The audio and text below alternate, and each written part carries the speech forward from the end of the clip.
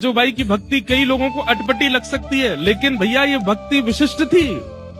वो कह रही है हम ठाकुर जी को त्याग देंगे लेकिन अपने गुरु का त्याग नहीं कर सकते। गुरु ना विसारूं मैं राम तज डारूं। एक बार की बात है कि सहजोबाई ने अपने गुरुदेव को आमंत्रित किया कि मेरी कुटिया में पधारो। हैं ठाकुर जी बोले आज सहजो की भक्ति की परीक्षा लूंगा मैं। परीक्षा हुई कि सामने से गुरुदेव आ रहे हैं और गुरुदेव के ठीक बगल में देखा ये कौन आ रहा है। तभी देखते हैं कि श्याम सुंदर चले आ रहे हैं, ठाकुर जी भी आ रहे हैं। ठाकुर जी मानो देखना चाह रहे हैं, चल सहजो आज दिखा दे कौन को पहले पूजेगी, कौन को पहले वंदन करेगी, कौन को पहले उपकार करेगी।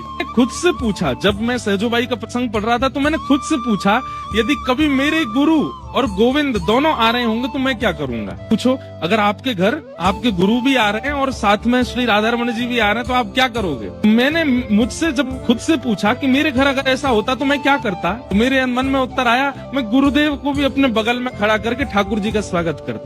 पर सहजोबाई ने ऐसा नहीं किया। सहजोबाई यहाँ पर पुष्प थाल लेकर के खड़ी थी, गुलाब जल लेकर के खड़ी थी, हाथ में पंखा लेकर के खड़ी थी, भीतर आसन बिछा रखा था, गुरुदेव आमंत्रित थे। जैसे ही देखा कि साथ में गोविंद भी आ रहे हैं तो सहजोबाई तुरंत थाल रख करके दौड़ के गई और थोड़ी दूर थे गुरुदेव तो उनके बगल में खड़े ठाकुर जी का हाथ पकड़ा, खींच करके लाई और ला करके बोली जल्दी खड़े हो, चलो थाल पकड़ो, ठाकुर जी गुरुदेव आ रहे हैं, पूजा करनी है उनकी। ठाकुर जी बोले सहजो भगवान हूं मैं, ये तन मैंने दिया, इस तन का तू भाव रखती है, ये तन मैंने दिया तुझको, ये आत्मा मैंने दी, ये बुद्धि मैंने दी, ये नेत्र मैंने दिए। तन आपने दिया, बुद्धि आपने दी, नेत्र आपने दिए, पर इनका सदुपयोग उन्होंने दिया है, इनका सदुपयोग तो उन्होंने दिया। अगर ये ना आए होते तो तन प्राप्त करके भोग भोगने के लिए कोई गलत नहीं था।